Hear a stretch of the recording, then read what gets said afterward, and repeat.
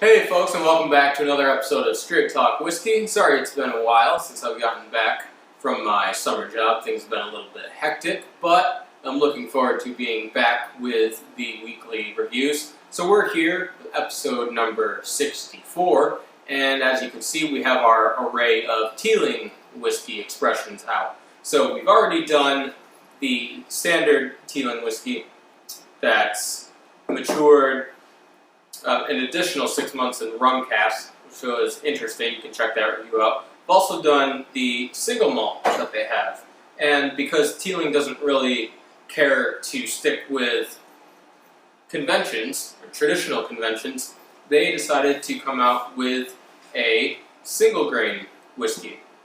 So in the Irish whiskey category, you know that, well, most people will know that it's not huge. There's Granor Irish whiskey that comes from the Cooley distillery.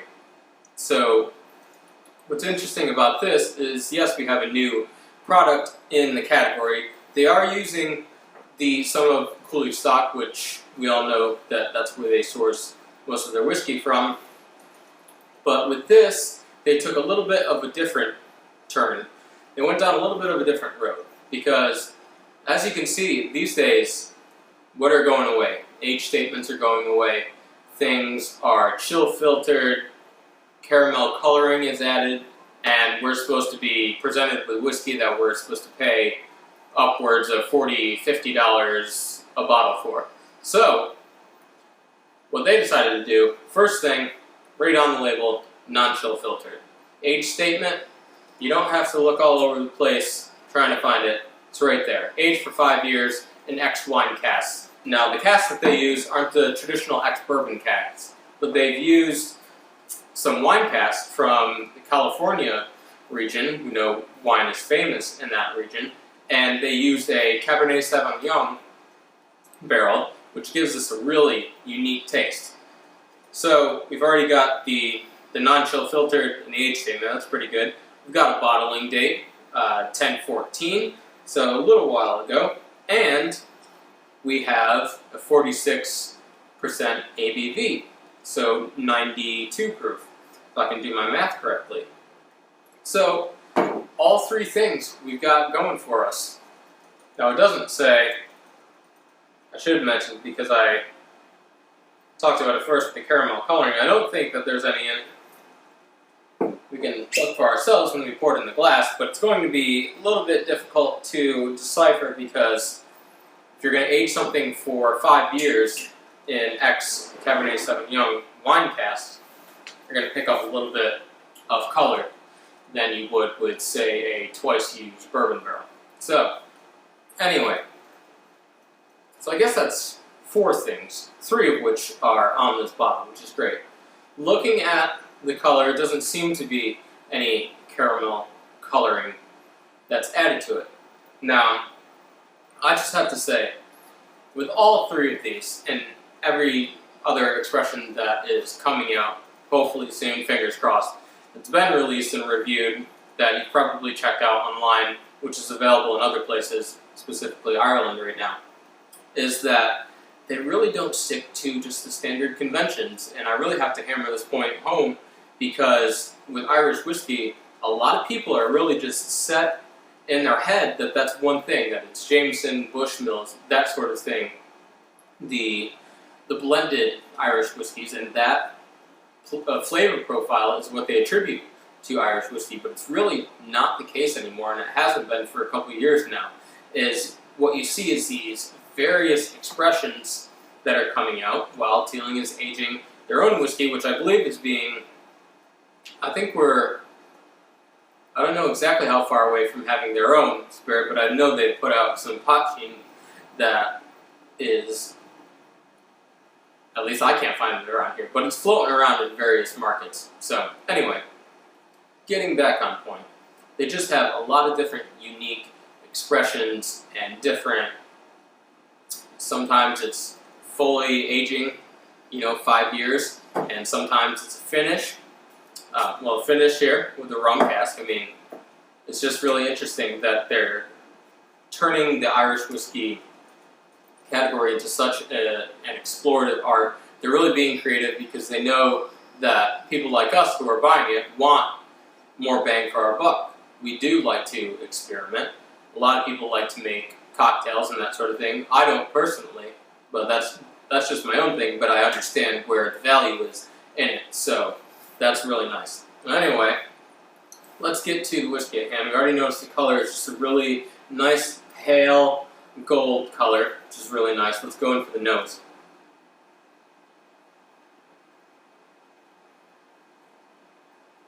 And it's interesting, the nose on this at first, because it comes off really strongly as a pot still whiskey.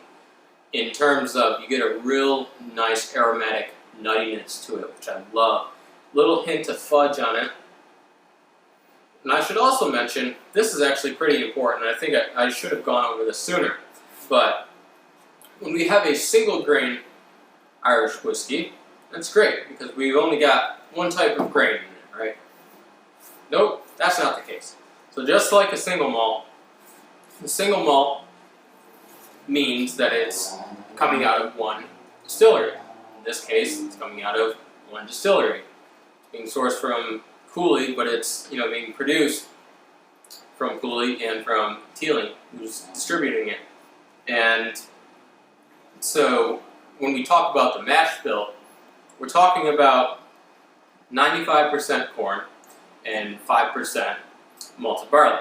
So that's where the single grain comes in from. But I know there's some reviewers out there who like to poke fun at the single grain, but they really can't talk too much because all categories, it's been around there.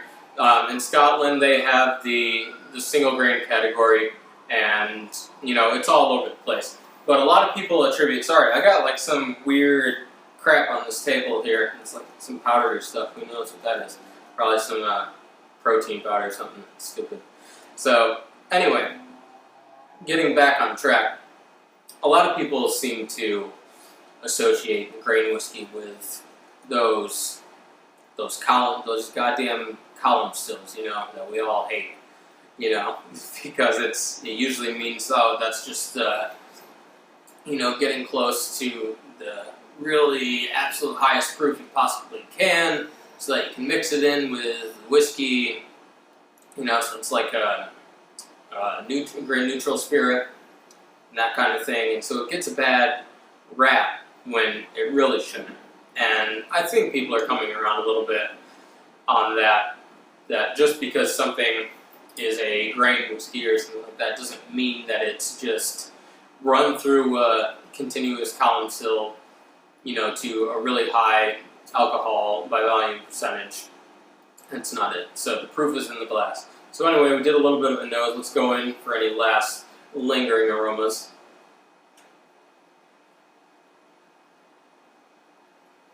Just that really nice, it's very soft, the nuttiness, a little bit of fudge in there.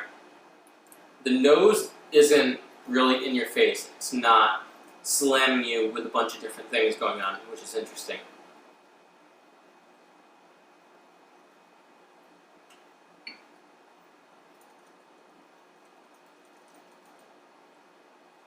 Wow.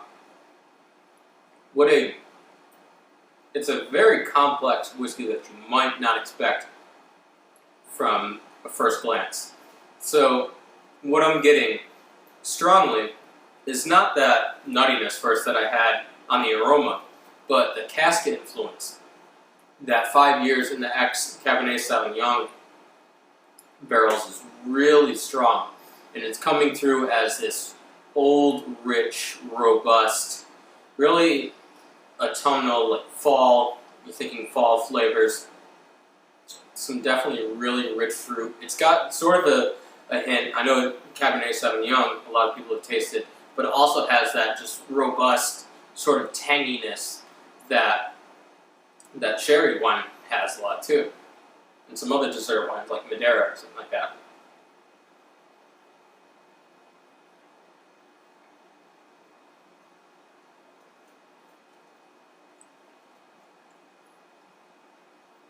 And so you're getting a little bit of that nuttiness, a slight pepperiness to it, which is nice.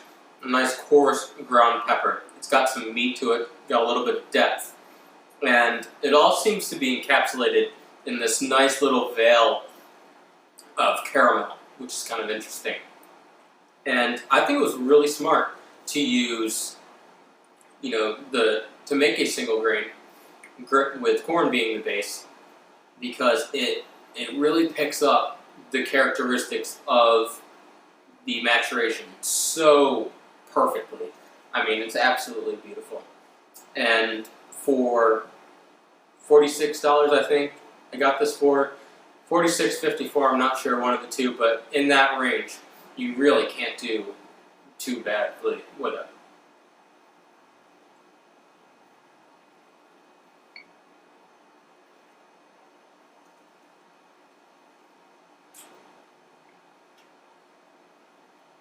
This is one I'm not sure that adding water to is really going to help it out.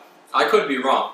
You can see I don't have my water out to try, because when I tasted it the first time, I really didn't think that I needed to add any water to it. I felt like it was in a good place, and that if I wanted to see if there was any effects to leaving it out in the open for a little bit, letting it air out, would just be to let it sit for 15-20 minutes. And you do get a little bit of change. I will say a lot of those key main flavors and aromas do stick around for a good deal. So anyway, that's why I didn't add any water to it, and I don't think I'm going to at this point. But just a really nice, well-rounded, deep flavor profiles that is coming into it. Now, a lot of people out there are probably asking, is it smooth? Because that's all that really matters these days in marketing. Is it smooth? Is this smooth? Because I'll buy it if it is. That sort of rhetoric, which doesn't make any sense to me, at least, in terms of if a whiskey is smooth. And I'm not trying to knock anybody who, says a whiskey tastes really smooth. But I was just listening to something the other day, an interview from a distillery in the United States, and it was a partner, two people who were married, who run this distillery. It's up and coming, and they're aging some of their spirit right now. And getting to talk about their whiskey, what it tasted like, what they were looking for, trying to create.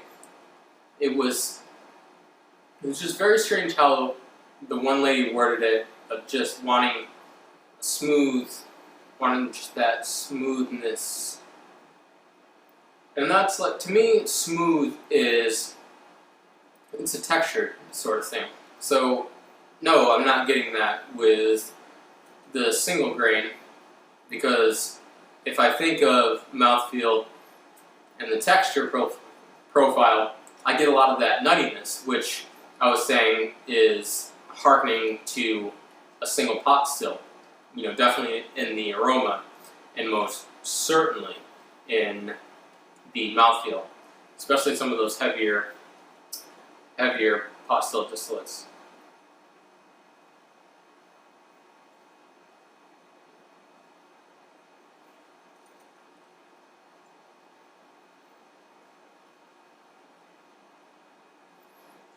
Would be nice if I could pinpoint the exact vineyard that those barrels came from, and I'm sure I could get it down to a list of who's exporting to other countries.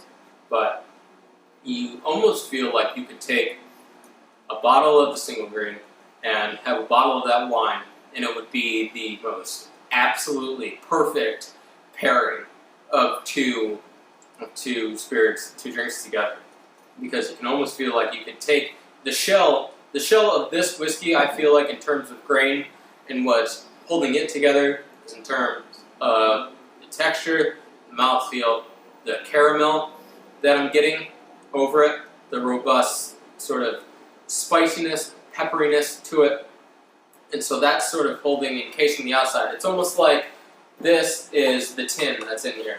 And if you were to go inside here and pull this out, then you would have the wine, because you get those really dessert wine notes, sweet, fruity. I mentioned the autumn type characteristics. I think of things like blueberry pie, that sort of almost sends shivers down my spine, because that's my favorite favorite time of the year, favorite season. So shivers down my spine. That's a little bit dramatic, but anyway, if I could wrap that up neatly into a little metaphor, that's what it would be, because it feels like the wine aspects, the maturation of this whiskey has been encapsulated, in the heart and the center, the fruitiness of the wine, and that you have the spirit itself, the 95% corn, that's really sort of creating the outside texture and protective layer, if you will, of it. So let's go in for a score before I get too poetic on you and end up regretting it. So let's say for episode number 64, we'll go with a score of 92 out of 100. Now, you might be asking if I can do a review on the Grenor Irish whiskies, but I haven't had a chance to get my hands on those yet. So once I do, I will definitely pit these two together, and maybe some more single grains if I can get different ages, different expressions of that whiskey, because there are a few out there, but I'm not sure how many are available in my area. But that would definitely be a great thing. Man, wouldn't it be awesome if we could just sit here with 3 or 4 bottles of just single grain Irish whiskey, just to be like, hey, that's where we've come so far. It's awesome, and it's all great. So, thanks for joining me. I'm glad I'm back, and I look forward to some weekly reviews and tastings for me. But anyways, if you're going to drink responsibly, and see you next time.